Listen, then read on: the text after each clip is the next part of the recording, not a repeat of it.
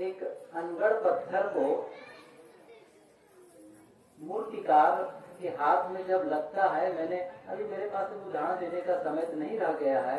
Michael Angelo, यहाँ पढ़े लिखे लोग बैठे हैं, कभी नाम सुने होंगे। वो चित्रकार भी था, मूर्तिकार भी था।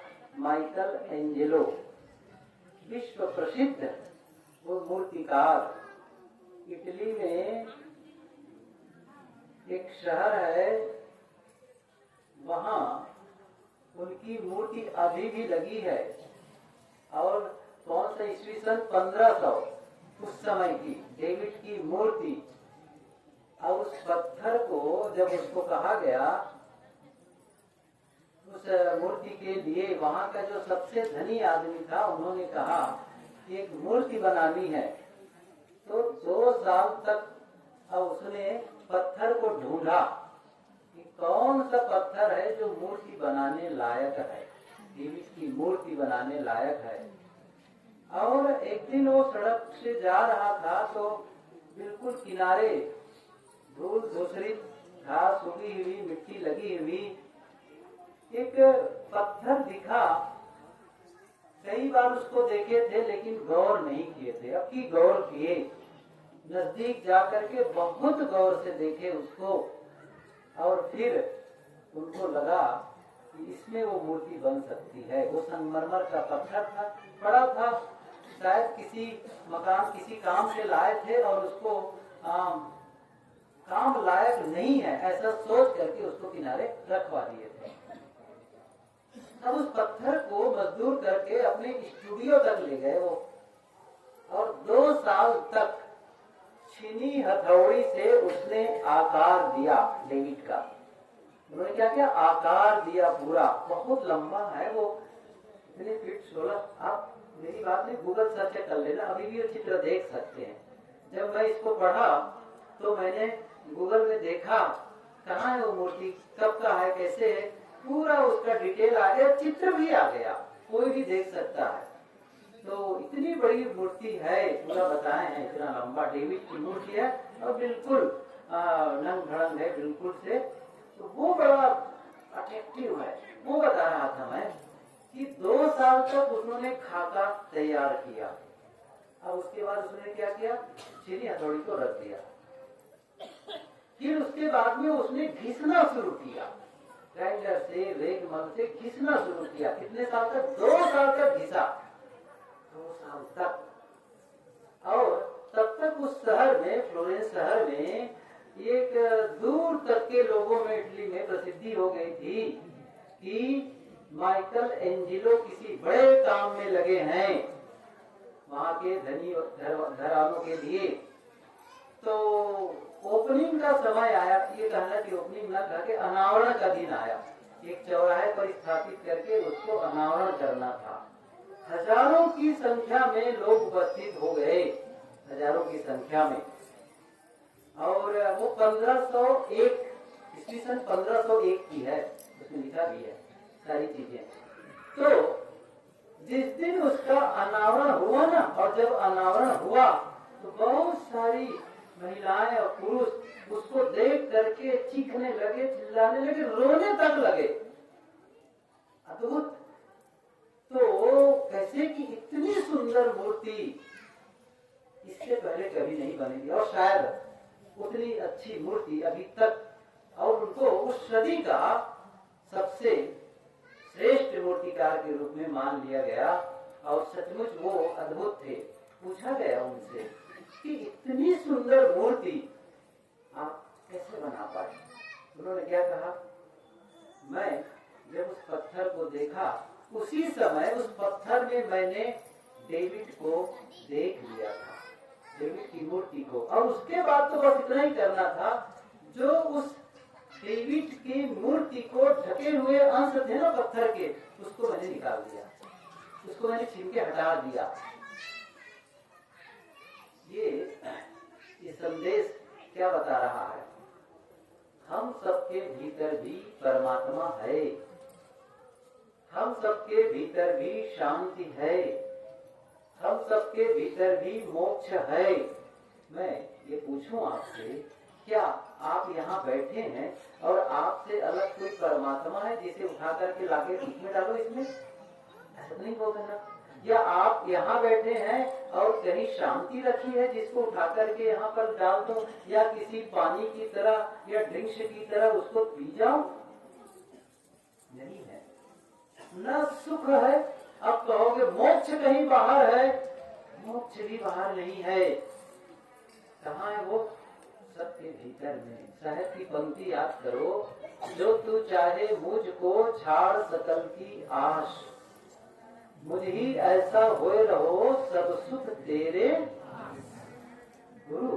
वह जो सबसे छुड़ा दे, अपने से जोड़ दे और सबको छुड़ा दे।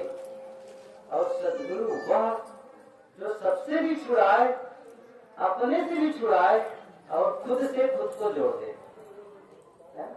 स्वयं से स्वयं का जुड़ाव, किसी से भी जुड़ाव होगा ना वो स्थिर अस्थिर होगा।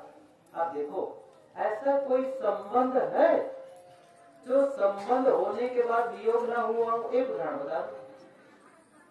पति पत्नी का रिश्ता बड़ा मधुर रिश्ता है, मधुर रिश्ता है।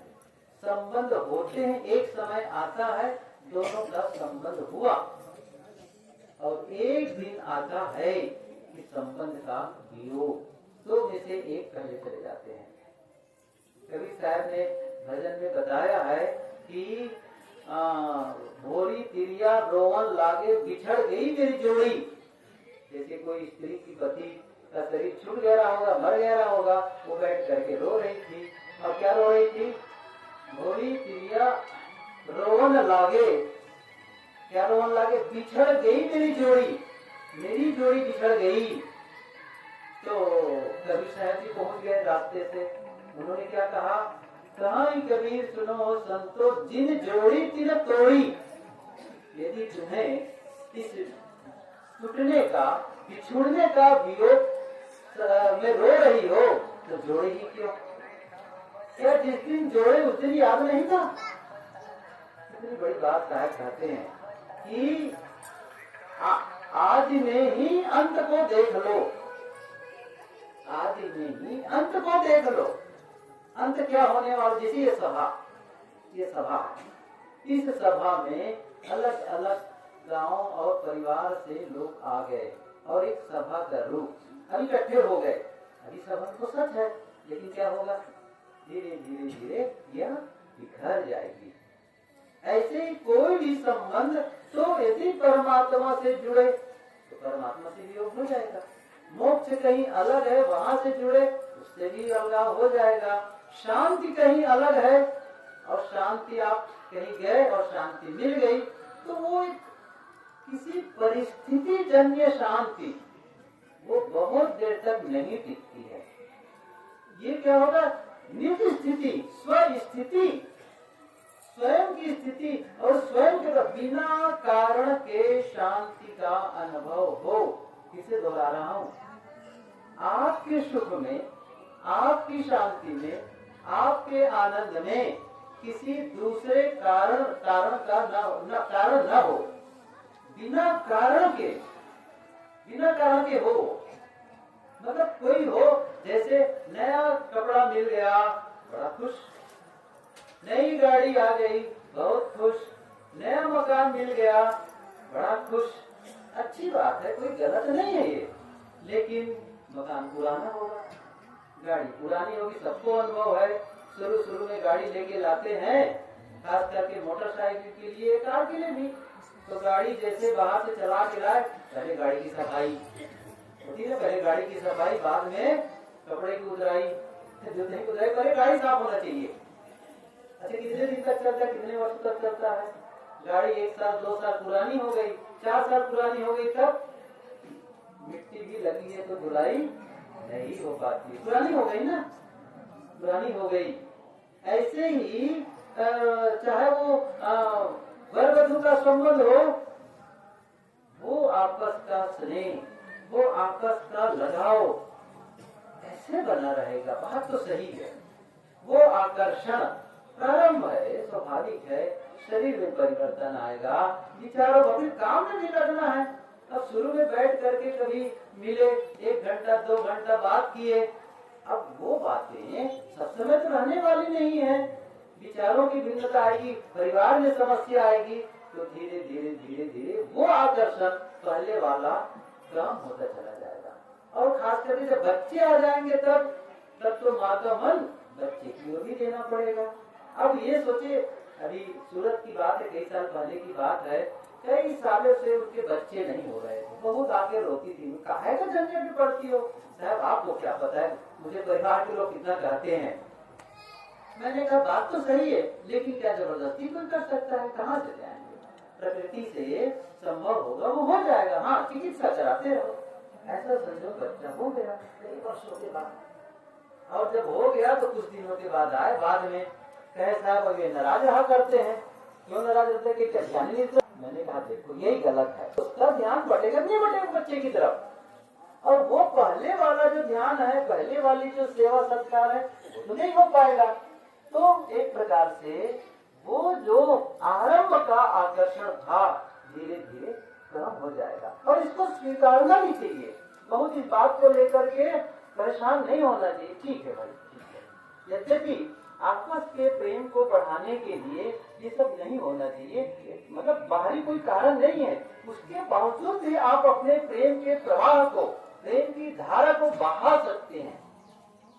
अवसर होगा तो शाम को इस पर बोलूंगा कि कैसे प्रेम की धारा बहती रहे, भले आप उम्र ज्यादा हो गई हो लेकिन वो सूखने ना पाए, ये विषय अलग है। अभी मैं दूसरी बात कह रहा हूँ कि कोई भी संबंध स्थिर नहीं है, कोई भी संबंध, तो यदि कहीं हमें सत्य मिला, परमात्मा मिला, सुख मिला, शांति मिली, नहीं होगा। मैंने कहा ना परिस्थिति जन्य हो, कोई उससे कुछ देर के लिए है।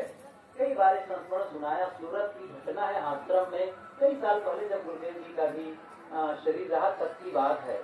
मैं अपने कक्ष में बैठ करके अध्ययन कर रहा था, और कॉलोनी से, सोसाइटी से कुछ भक्त लोग, एक सज्जन है भक्त, उनके यहाँ कोई मेहमान आया, तो 3-4 लोग को लेकर के आश्रम में आए।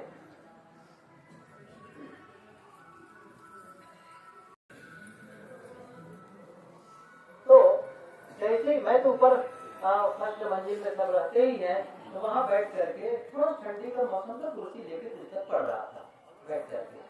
नीचे से आवाज आई, उन्होंने क्या कहा कि यहाँ आकर के बड़ी शांति मिली।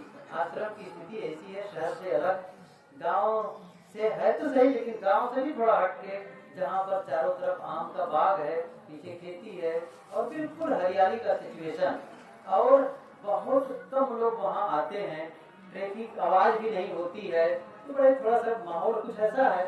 तो वो आकर क्या कहता है, यहाँ आकर के बड़ी शांति मिली। फिर ऊपर आए, बैठने की व्यवस्था हो गई, फिर बैठ गए वो, और आकर के फिर बोले यहाँ आकर के बड़ी शांति मिली। ऐसा दूसरी तीसरी बार जब कहे तो मैंने कहा भैया यहाँ आकर के जो शांति मिली है ना, वह असली नहीं है, वो असली नहीं है, ये क्या है, नकली है, परिस्थिति जन्य है, उस सिचुएशन में है। मान लो यहाँ आकर के बड़ी शांति मिली, तो एक प्रयोग करके देखते हैं, आपको 1 महीने के लिए यही निवास की व्यवस्था करा देते हैं, खाना पीना रहना बसना सब आश्रम की ओर से। पता है क्या होगा, 1 महीना बहुत दूर है, 1 सप्ताह के भीतर भीतर आपका दम घुटने लगेगा, उगने लगेंगे। यहाँ तो भोजन बिल्कुल सादा है, न अखबार मिलता है पढ़ने के लिए, न टीवी देखने को मिलता है, चाय भी नहीं मिलती है, कोई बात करने वाला भी नहीं आता है। क्या करेंगे आप, 1 सप्ताह के बाद कहेंगे कब यहाँ से जाऊं तो मुझे शांति मिले, है ना। क्या कहा पहले, यहाँ आकर के बड़ी शांति मिली, और क्या, क्यों, परिस्थिति जन्य, उस सिचुएशन से आपको लग गई। लेकिन जिसकी कमाई आपने की है, उस शांति के अनुभव के लिए आपने अपने को तराशा है, अपने को संवारा है, अपने को योग्य बनाया है, और अपनी योग्यता से जो अर्जित करेंगे, अपनी मेहनत से जो अर्जित करेंगे ना, वो नहीं जाने वाली है। मेहनत करके जो हम पाते हैं उसे कहते हैं फसल। मेहनत करके जो हम पाते हैं उसे फसल कहते हैं, और जो अपने आप होता है ना उसे खरपतवार कहते हैं, है ना? खरपतवार होता है। जो मेहनत करके पाओगे वही आपके लिए होगा। तो क्या करना है, कैसे हो उसके लिए? वो मैंने कहा ना, मूर्तिकार जिसे छिलता है ऐसे ही अपने को तराशना होता है। हर अपने व्यक्तित्व के खुरदुरे अंशों को ऐसे तराशना होता है। अरे कैसे होगा? इसी के लिए भजन चाहिए। आप ध्यान दो इस चीज को। इसी के लिए अकेले में बैठने की जरूरत है। हमारी समस्या क्या है? हम खुद के लिए समय नहीं निकाल पाते हैं। मैं ये सूत्र केवल बताऊंगा, अभी व्याख्या का अवसर नहीं है। व्यवसायिक जीवन, पारिवारिक जीवन, निजी जीवन, ये 3 हिस्सों में बांटो। व्यवसायिक जीवन का मतलब है जहां से आप अर्निंग करते हैं, जहां से आप अपना कुछ कमाते हैं जीवन गुजर के लिए, वो आपका व्यवसायिक जीवन है। आप जाते हैं, ऑफिस जाते हैं, विद्यालय जाते हैं, हॉस्पिटल जाते हैं, खेत में जाते हैं, दुकान में जाते हैं, कहीं भी आप जाते हैं इसलिए ताकि वहां से मैं कुछ अर्निंग कर सकूं, वो है व्यवसायिक जीवन। तो उसके लिए समय दो, क्योंकि उसके बिना काम नहीं चलेगा। धन कमाना जरूरी है। कोई भी ड्यूटी करके, काम करके और धन तब कमाते हैं। ये बड़ा अद्भुत सिस्टम है इसका है। जब आप कुछ वैल्यू ऐड करते हैं इसके बदले में, देखो पैसा ऐसा नहीं आ जाता है। पैसा के लिए कुछ क्या आपने उतना वैल्यू ऐड किया समाज के लिए? जैसे स्कूल में टीचर गया तो वैल्यू ऐड कर रहा है, बच्चों के लिए कुछ कर रहा है। या हॉस्पिटल में एक नर्स जाए या फिर डॉक्टर जाए और क्या कर रहा है? वैल्यू, कुछ मूल्य चुका रहा है उसके लिए। अब उसके बाद उसको पैसा मिला। किसान भी यही करता है। अब हर विभाग है, अभी ये इसको भी विस्तार न दो। इतनी सी बात मैं कहना चाहता हूँ कि आप उसके लिए समय दें व्यवसायिक जीवन के लिए। दूसरा क्या है? समय बचाना ही पड़ेगा उससे पारिवारिक जीवन। कोई ऐसा कहे मैं अपने काम धंधा में इतना व्यस्त हूँ, न पत्नी के लिए समय निकाल पाता हूँ, न बच्चों के लिए समय निकाल पाता हूँ, न माता पिता के लिए समय निकाल पाता हूँ, न रिश्तेदारों के लिए समय निकाल पाता हूँ। इसका मतलब है आप टाइम मैनेजमेंट नहीं कर पा रहे हैं। और टाइम मैनेजमेंट जैसी कुछ चीज होती ही नहीं है। मैंने पुस्तक पढ़ी है, कभी भी पढ़ सकते हैं। टाइम मैनेजमेंट के लिए पुस्तक है, क्या नाम है उनका? सुधीर दीक्षित नाम बता दो। बहुत पहले 75 रुपये मिलती थी, अब शायद बढ़ गई होगी। बहुत अच्छी पुस्तक है। कैसे हमारा समय हम बर्बाद करते हो। कितनी बार मैं स्कूल के बच्चों के सामने कहा, विद्यार्थी आते हैं, मैं उनसे पूछा करता हूँ यूं ही, अच्छा बताओ समय किसे कहते हैं? जब ये कहता हूँ समय की बर्बादी मत करना, समय का मूल्य समझना, ये मैं कहता हूँ, तब पूछ देता हूँ समय किसे कहते हैं? महाभारत में सुनेंगे ना सीरियल में, मैं समय बोल रहा हूँ। आदमी तो था, समय थोड़ी बोल रहा था, सही है ना? समय का मतलब क्या होता है, समय किसे कहते हैं, तब मैं उनको बताता हूँ। ये कहता हुए कागज ले लेना और लिखना समय। क्या लिखना है? एक शब्द लिखना समय, और उसके बाद में बराबर का चिन्ह देना, इक्वल का चिन्ह देना, और उसके आगे क्या लिखना? समय इक्वल या समय बराबर। समय माने क्या हो गया? जिंदगी। कागज में लिखने से, कई बार मैं कागज में लिख के दिखाता भी हूँ बच्चों, ताकि वो थोड़ा सा विजुअलाइज करें और थोड़ा सा भीतर सबकॉन्शियस में प्रोग्रामिंग हो। तो क्या करता? समय इक्वल जिंदगी। फिर मैं उसकी व्याख्या करता हूँ। इसका मतलब है कि समय अर्थात जिंदगी। इसका मतलब यह है जहाँ जहाँ आप समय देते हैं वहाँ वहाँ आप अपनी जिंदगी देते हैं। यहाँ आप 2 घंटे का समय दिए तो 2 घंटे का जीवन भी तो यहाँ दिए। जहाँ जहाँ समय देते हैं वहाँ आप अपनी जिंदगी देते हैं। और इसका अर्थ यह भी है, जब आप समय का सही उपयोग करते हैं तो अपनी जिंदगी का सही उपयोग करते हैं, और जब समय को बर्बाद करते हैं तो आप अपने जीवन को बर्बाद करते हैं। इतना मूल्यवान है, कहाँ लगा रहे हो, कितना समय व्हाट्सएप में लगा रहे हो, कितना फेसबुक में लगा रहे हो, क्या मूल्य अर्जित कर रहे हो, कौन सा नॉलेज गेन कर रहे हो, क्या आपके जीवन को इम्प्रूव किया जा रहा है, क्या उसका आपके मानसिक विकास हुआ, बौद्धिक विकास हुआ, कुछ आत्मिक विकास हुआ, कि यूं ही समय की बर्बादी करते चले गए हैं। आप ध्यान दो जरा इन बातों को लेकर के। मैं कह रहा था कि व्यावसायिक जीवन, पारिवारिक जीवन, और फिर क्या है निजी जीवन। निजी जीवन, निजी जीवन खुद के लिए मतलब मत समझना पड़ेगा, मैं पहले ही बता दिया हूँ, आपको समय देना पड़ेगा उनके लिए, लेकिन अब है खुद के लिए। रोज अकेले में बैठो तो निजी जीवन में उसको दो भाग बांट सकते हैं, चलो दो भाग में बांट सकते हैं। कैसे?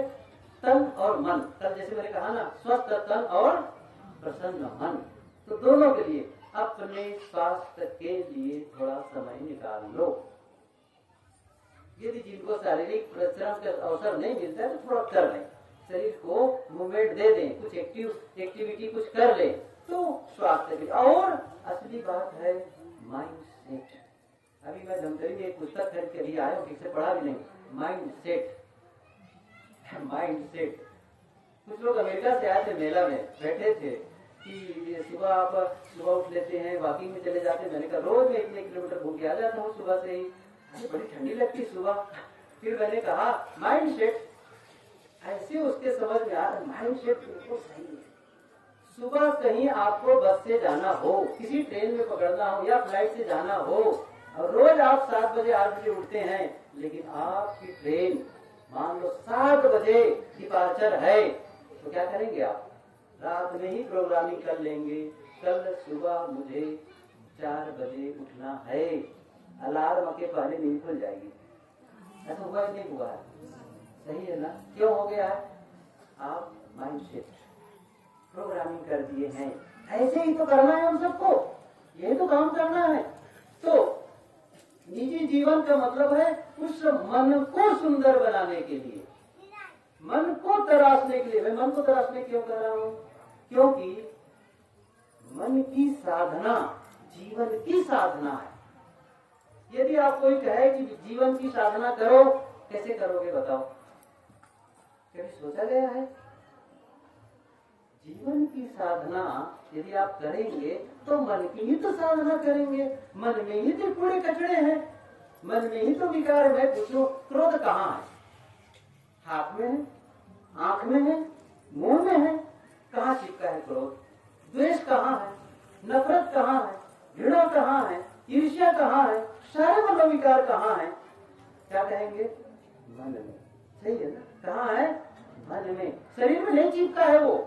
कोई भी शरीर का ऐसा कोई ऑपरेशन करके देखे, कहाँ है वो क्रोध, निकाल के ऑपरेशन करके निकाल दो। जैसे कोई ट्यूमर को निकाल देते हैं ना, कोई शिष्ट हो निकाल देते हैं ना डॉक्टर, ऐसे कहीं भी क्रोध की ग्रंथियों निकाल दो। ऐसा नहीं होता है। हमारे भीतर ग्लैंड्स तो हैं, ग्रंथियां तो हैं, लेकिन वो ग्रंथियां जो केमिकल रिलीज करती हैं, जो स्राव करती हैं, वो सब प्रकार की कर सकती है। किसके आधार पर करती है? हमारे माइंड से, मन के आधार पर, भावों के आधार पर। और इसीलिए मैं ये सूत्र कभी कभी कहा करता हूँ, जैसा भाव वैसा श्राव, और जैसा श्राव वैसा स्वभाव, और जैसा स्वभाव वैसा चरित्र, और वही हमारा फिर भविष्य बनता है।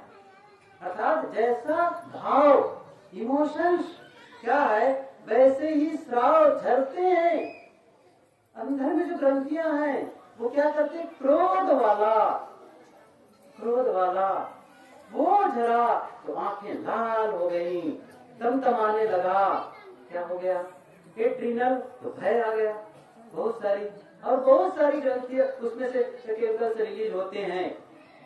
जैसे डोपामाइन, बहुत खुश है ना, सेरोटोनिन, ये भी एक केमिकल है, उसको कहते हैं युवा, जिससे आपको प्रेम के हार्मोन्स भी कहते हैं, उसको रिलीज करते हैं। ये सारी बातें अलग है, अब वो विषय अलग है। लेकिन आज यहाँ तो मेरा विषय ये था कि आप स्वयं के लिए समय निकालें, ये खास मुद्दा था, स्वयं के लिए। और उसमें क्या करना है, अकेले में बैठ जाओ, चुपचाप समय निकालो। आपके पास अवसर हो तो थोड़ा सा अध्ययन कर लो, स्वाध्याय थोड़ा सा, थोड़ी सी अच्छी पुस्तक पढ़ लो। ये मानसिक खुराक है भाई, लेते ही नहीं है मानसिक खुराक, केवल शरीर का खुराक ले लेते हैं। कुछ देर बैठ जाओ और थोड़ा सा, या तो पढ़ने की आदत नहीं, सुन लो, कोई बात नहीं। आजकल तो अच्छे अच्छे प्रवचन मोबाइल में गुरुदेव जी के भी, संतों के भी आते हैं, थोड़ा सा सुन लिए। उसके पश्चात में पढ़ना बंद, सुनना बंद, चुप बैठो, आत्मा अवलोकन, बस वही तरह से इस चीज को। कैसा जीवन चाहते हैं जरा देख लो। अच्छा, कब कब मेरे अंदर में विकार आ जाता है, क्रोध आ जाता है, किस परिस्थिति में आ जाता है क्रोध, देख लो जरा से, उस परिस्थिति को देख लो थोड़ा सा, उस परिस्थिति को। और फिर आप उस परिस्थिति में जब क्रोधित हो जाते हैं, अब यहाँ पर क्या करना है, अकेले बैठ करके, वो आदमी तो है नहीं लेकिन ख्याल कर रहा है, उसके ऐसे बोलने से मैं क्रोधित होता हूँ, ऐसी परिस्थिति आने पर मैं क्रोधित हो जाता हूँ। तब आपको क्या करना है, ऐसी परिस्थिति होने के बावजूद मैं शांत हूँ, मैं मीठे शब्द, अच्छा अपने आप को प्रयोग करना शुरू कर, भीतर भीतर से क्या करना चाहता हूँ, जो आप बाहर देखना चाहते हैं ना, उसको पहले भीतर जी लीजिए। क्या करना है, जो आप बाहर देखना चाहते हैं अपने जीवन में, उसको पहले आप भीतर जिए। पूर्व नियोजन, एक शब्द आता है पोस्टमार्टम, सुने हो, सुनेंगे क्यों नहीं। एक्सीडेंटल केस में पोस्टमार्टम होता है ना, तब होता है जब आदमी मर गया, कुछ हो गया, तब उसका चीरफाड़ करते हैं। फिर उसके बाद क्या होता है, एक दूसरा शब्द बता रहा हूँ आज, हो सकता है कुछ नया भी लगे। दूसरा शब्द है प्रीमार्टम। प्रीमार्टम, प्रीमार्टम का मतलब पोस्ट माने बाद में, प्री माने पहले, अर्थात घटना घटने के बाद विश्लेषण कर रहे हैं, क्यों मरा, कैसे मरा। यहाँ पर क्या है, प्रीमार्टम का मतलब है उस संभावना को देख करके, इस संभावना को देख करके कि ऐसी स्थिति आ सकती है, उस संभावना को देखकर पहले से ही आप इसकी तैयारी कर देते हैं, पहले से ही उसके लिए आप सावधान हैं। क्या कहते हैं इसको, एक उदाहरण देने से समझ में आ जाएगी, मैं जल्दी बंद कर रहा हूँ। दीपावली के आसपास का समय है, ख्याल करो, दीपावली के आसपास का समय है, आप निश्चिंत होके जा रहे हैं और आपके अनजाने में कोई, आप देख ही नहीं रहे थे, बस यूं ही मस्त चल रहे थे, कोई एटम बम रख दिया और उसको फोड़ दिया, और अचानक धमाका। क्या होता है, हमारा शरीर कैसे रिस्पॉन्ड करता है, समझ रहे ना, हम डर जाते हैं, एकदम से चमक हो जाती है, आंखें बंद हो जाती है और फिर बड़बड़ाने लगते हैं। कौन बदमाश है, थोड़ा है ना, बड़बड़ाते हैं, मतलब उसके लिए नाराज ही होते हैं। क्या, हमको पता नहीं था, इसलिए हम डर गए, आवाज पसंद नहीं आई। लेकिन अब आप सोचिए, आप खुद बम फोड़ने जा रहे हो, समझ गए, आप खुद वो पटाखा में आग देने जा रहे हो, बड़ा सा बम है, अब जब फूटेगा, जब आगे लगा दी और दूर आप खड़े हो गए, अच्छा आप डरेंगे, अच्छा अब बड़बड़ाएंगे, किसने बदमाश नहीं किया है, मजा आ गया। क्या करते हैं, क्यों, पहले से पता था कि आवाज होने वाली है। एक सूत्र मैंने सुना कुछ दिन पहले, पूर्व नियोजन खराब प्रदर्शन को रोकता है, पूर्व नियोजन खराब प्रदर्शन को रोकता है। पूर्व में ही आप तैयारी कर लो इस चीज को, अर्थात ऐसा माइंड सेट तैयार कर लो, इस परिस्थिति में भी मैं शांत रहूंगा। बना लो भीतर भीतर प्रोग्रामिंग कर लो उस चीज को, 1 दिन 2 दिन 10 दिन 20 दिन, वो क्या होगा, आप भीतर से वो जी लिए हैं। जैसे आप दोनों प्रकार के रिस्पॉन्ड कर सकते हैं, एक बड़बड़ाने वाला, हड़बड़ाने वाला, गुस्सा वाला, और एक दूसरा शांत शालीन, वो भी कर सकते हैं, धीरे मीठे वो भी कर सकते हैं, दोनों आपके पास है शक्ति करने की। अब कहेंगे क्या बताए, अचानक हुआ, अचानक में ही परीक्षा होती है, समझ रहे हैं, अचानक में ही परीक्षा होती है, नहीं तैयारी करके कुछ नहीं होगा, अचानक में होती है। तो उस अचानक के लिए मुझे तैयारी कर लेनी है। कब होगा? पहले उसी को साधना कहते हैं। जैसे मैं स्टेशन गया, रेलवे स्टेशन या फिर एयरपोर्ट गया, जब गया तो वहां क्या पता चला? ट्रेन 2 घंटा लेट। अब एक तरीका क्या होगा मेरा, ये रेलवे वाले लोग इतने बिल्कुल समझते ही नहीं किसी के समय के मूल्य को। कितने जरूरी काम से जाना था, ट्रेन 2 घंटा लेट कर दिए। अब बढ़वा रहा हूँ, सारे कर्मचारियों को लानत बरामद भेजना शुरू कर दूं। यहाँ तक रेल मंत्री और पीएम तक को मैंने कुछ न कुछ कह दिया। नहीं कहना चाहिए वो शब्द मैंने अंदर अंदर कह दिया, बढ़वा रहा हूँ। अब देर तक बढ़वा रहा 2 घंटे तक। अच्छा ट्रेन जल्दी आ जाएगी इससे? नहीं आने वाली है, सही है ना? लेकिन मैं भीतर से जल भूल रहा हूँ, है ना? बिना आग के जल भूल रहा, परेशान हो रहा हूँ। एक तरीका। दूसरा तरीका क्या है? मैं गया स्टेशन, क्या पता चला? ट्रेन 2 घंटे लेट है। अब अच्छा 2 घंटे लेट है, ठीक है। अब मैं क्या कर रहा हूँ? थोड़ा जगह खाली है कहीं पर कुर्सी बैठने की, हाँ मिली, चलो बैठ गया। अब दूसरा काम क्या है? क्या मेरी झोली पुस्तक है? निकाल के पढ़ना शुरू कर दिया। कोई बात नहीं, 2 घंटे है ना, इंतजार करूंगा। क्यों? क्या मेरे हाथ पैर पटकने से ट्रेन जल्दी आएगी? नहीं आएगी। तो मैंने माइंडसेट क्या बना के रखा? ऐसी परिस्थिति में या फिर मैं क्या करूंगा? मोबाइल निकाल के गाना सुनना शुरू करूंगा, या फिर चुप बैठा शांत। एक्सेप्टेंस, स्वीकार भाव, एक सूत्र याद करो, जिसे आप बदल नहीं सकते। ये सुनाई पड़ी सबको? पीछे वालों को भी नहीं पड़ी है?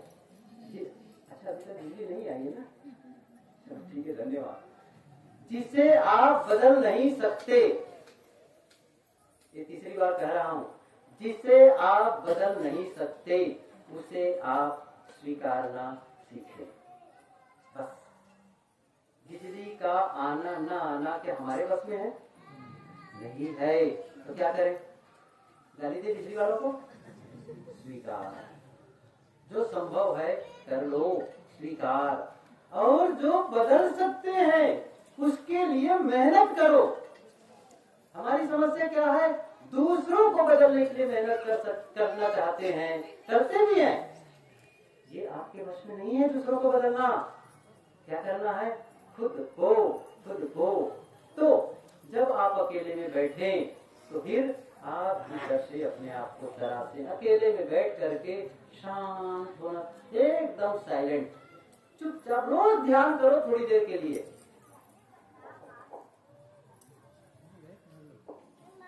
अब तक चलना क्या है? रोज ध्यान करो, रोज। आप कहेंगे ध्यान लगते नहीं, मत लगे। करते करते ही तो होगा।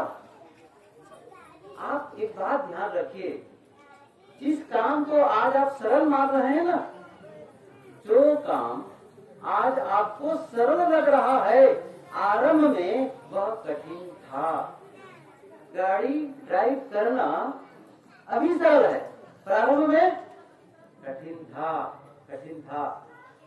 तो कोई भी काम जब शुरू करेंगे, जब हम लोग शुरू किए थे पढ़ना लिखना, ख्याल करो जरा से, पढ़ना लिखना शुरू किए होंगे, बचपन में छोटे रहे तब पहली बार तो हमने कलम पकड़ना ही नहीं जाने होंगे। तब कोई हमारे हाथ में कलम फंसा करके, दबा करके ऐसे लिखवाए होंगे। सही कह रहा हूं मैं? ऐसा किए होंगे। अच्छा तो कोई अक्षर लिखे होंगे शुरू में? कोई अक्षर नहीं, कोई अंक नहीं, बस आड़ी तिरछी लकीर, गोल गोल, कुछ भी करते रह गए। कुछ नहीं था ना। अब क्या हो गया? वो कुछ नहीं से ही सब होने लग गया। कुछ नहीं से ऐसे ही शुरू में ध्यान नहीं लगेगा, ये सच है। लेकिन आप जब शुरू ही नहीं करेंगे, कैसे होगा? 1000 मील की यात्रा भी प्रथम कदम से शुरू होती है। अब कदम ही नहीं निकालेंगे कैसे होगा? महत्वपूर्ण दूरी नहीं है, महत्वपूर्ण है पहला कदम। कठिन नहीं है ध्यान, कठिन आपका जीवन है। आप ध्यान दीजिए, कठिन हमारा जीवन है। उसी कठिन जीवन को तो सरल बनाना है, बस होने लग जाएगा। तो बैठो ना, कुछ तो बैठ लगर। अच्छा सांस को देखो, सांस आ रही है, जा रही है, इसी को देखना शुरू कर दो। अब इस सांस देखने का मतलब आप साधारण मत समझिए इस चीज को। बहुत बड़ी घटना हो जाएगी ऐसा कर लिए तो। आप डिस्ट्रैक्ट हो जाएंगे दुनियादारी से, श्वास से जुड़ जाने का मतलब बड़े करीब आ गए आप अपने आप के, बहुत करीब। सांस बाहर भी जाती है, सांस भीतर भी जाती है, उसमें सवारी कर लो भीतर की यात्रा करने के लिए। सांस देखो और कुछ तो मन में सोच कर क्या बैठना है, इस समय मैं आधे घंटे के लिए मैं ध्यान में बैठूंगा। और क्या कहना है अपने आप को, मैं कुछ नहीं चाहता। एक ही बात कहनी है, क्या कहना है, इस समय आधे घंटे के लिए मैं कुछ नहीं चाहता। न मैं देखना चाहता हूँ, न सुनना चाहता हूँ, न मिलना चाहता हूँ, न जाना चाहता हूँ, न आना चाहता हूँ, न खाना पीना, कुछ नहीं, कुछ नहीं। क्या होगा बताता हूँ। अब जब ये करके बैठेंगे ना आधे घंटे का ध्यान और कुछ नहीं चाहिए, जैसे बैठेंगे 5 मिनट बाद एक आवाज आएगी भीतर से, क्या कहेगी, बच्चे के लिए टिफिन बनाना है, सही है ना, आ सकता है ना। अच्छा क्या कहना है उसको, आधे घंटे के बाद ये वार्ता, अंतर वार्ता, उसको हम प्रोग्रामिंग दे रहे हैं, उसको समझा रहे हैं उस मन को, जो अब वहां पर कैसे बताओ आखिर मन को कैसे आप डाइवर्ट करेंगे। कहते हैं ना बड़ा चंचल है मन, आखिर उसको कुछ तो दिशा दो, कोई तो उपाय। मैं कहता हूँ मेरा उपाय मत मानो, कोई दूसरा उपाय कर लो, कुछ तो करो। है तो और भी चीजें बात करता हूँ मैं, लेकिन अभी मेरा विषय स्टेज से बता रहा हूँ। क्या करना है, आधे घंटे बाद तब फिर आवाज आएगी, अमुक को फोन करना था, फिर क्या करना है, आधे घंटे बाद क्या करना, समझाना है उसको। अब वो अभी तो शुरू, जैसे छोटा बच्चा है वो क्या करता है, 10 बजे सोने की आदत है, 11 बजे सोने की आदत है। अब आपने सोचा इसको 9 बजे सो जाना चाहिए। आपने क्या, आप चलो बेटा 9 बजे सो जाओ, सो जाएगा वो, हल्ला मचाएगा, चिल्लाएगा, बहुत कुछ करना पड़ेगा, मनाना पड़ेगा। और धीरे धीरे धीरे वो 11 बजे सोने वाला बच्चा मनाते मनाते एक समय 9 बजे शुरू कर देगा, अब उसके लिए अच्छा हो जाएगा वो। ऐसे ही अपने मन को मनाना है, समझाना है, नहीं इस प्रपंच में मत जाओ, फालतू की बातें मत करो, क्यों दुनियादारी को सोच रहे हो, तो बाकी समय 23.5 घंटा है दुनियादारी को सोचने के लिए, लेकिन अपने आप से तो जीने दो, मुझे खुद के साथ तो रहने दो, स्वयं के साथ। वो पावर चार्जिंग है, आप समझो इस चीज को, क्योंकि वहाँ पावर हाउस है, पावर हाउस। जब मोबाइल डिस्चार्ज हो जाता है तो आप चार्ज कर लेते हो, आप थक गए तन मन से करते करते, आत्मा पावर हाउस है, स्वयं से जुड़ जाओ थोड़ी देर के लिए, शांत, और ऐसी एनर्जी फील होगी आपकी, आपको लगेगा बस जीवन का आनंद आ गया। तो कुछ देर के लिए बहुत सारी बातें मन में आएंगी, बहुत सारी, और आपको क्या करना है, कुछ नहीं चाहता। और ये कुछ नहीं चाहना आधे घंटे के लिए भी कर लिए ना, आधे घंटे के लिए, तो आप इस कुछ नहीं को कुछ मत मान लेना, ये कुछ नहीं सब कुछ है। समझिए मैं क्या कहा, ये कुछ नहीं है, जीवन का सब कुछ है। साहब की पंक्ति याद करो, क्या, चाह गई चिंता मिटी, आगे नहीं है यार, मैं भी नहीं बताऊंगा, इतनी सी मेहनत नहीं करोगे आप लोग कबीर साहब की वाणी को याद करने के लिए, तो बताने से कोई मतलब नहीं है, दोहरा देते हैं। चलो, चाह गई चिंता मिटी, मनुआ बे परवाह हो जाओ, जो विचार है परवाह छोड़ दो उसको, ना परवाह हो जाओ उसके लिए। फिर क्या करना है, फिर क्या होता है, साहब ने कहा है, चाह गई चिंता मिटी मनुआ बेपरवाह, जिनको कछु न चाहिए, कछु न चाहो, फिर क्या हो गए, सोई शहंशाह, बिना पैसे के शहंशाह हो सकते हो, नहीं बनना चाहोगे, बन के देखो, वो जो गहरी शांति अनुभव करोगे, इसी के तरस रहे हैं कि मेरा मन शांत हो, मैं आनंद का अनुभव करूं। कब करोगे, बुढ़ापे में, मरने के बाद नहीं, इसी जीवन में, और आज करना है आप सबको। रोज साधना करो, रोज तराशो अपने विकारों को, धो अपने आप को, सफाई करो भीतर की, अंदर की प्रक्षालन होनी चाहिए, धुलाई होनी चाहिए। अंतर शरीरे ज्योतिर्मयो ही शुभ्रो यम पश्यन्ति यत् क्षीण दोषा, यत्न पूर्वक जो अपने दोषों को छीण कर देता है उसे ही आत्मलाभ मिलता है। अंतः शरीरे ज्योतिर्मय हो, उपनिषद का सूत्र है ये। अंतः शरीरे ज्योतिर्मय, ज्योति रूप में है वो। ज्ञान ज्योति को ऐसा थोड़ी जगमगा रहा है दीपक की तरह। ही शुभ्रो, कौन उबड़ चमकदार है। यह पश्यंती, कौन देखता है। यत यह क्षीण दोषा, जो क्षीण दोष, जो सारे दोषों को क्षीण कर दिया है, खत्म कर दिया, विलीन कर दिया है, वो आत्मा लाभ लेता है। दुनिया का लाभ लोगे, लेते रहे हो, अंत में छुड़ाओ पछताओ, इसी में द्वंद फंसा रहता है। ये हो गया, वो हो गया। ठीक है, दुनियादारी का काम करो, लेकिन कुछ देर के लिए सबसे छुट्टी पा जाओ और छुट्टी लेकर के शांत हो जाओ। और ये जो चार्जिंग आपकी हो जाएगी थोड़ी देर में, आधे घंटे में, वो पूरे दिन का वह आपको एनर्जेटिक फील कराएगी, शांति फील कराएगी। इसलिए निजी जीवन खुद के लिए समय निकालें तरह से। थोड़ी देर साहित्य सुनते हैं और फिर यहाँ के व्यवस्थापक लोग जो संदेश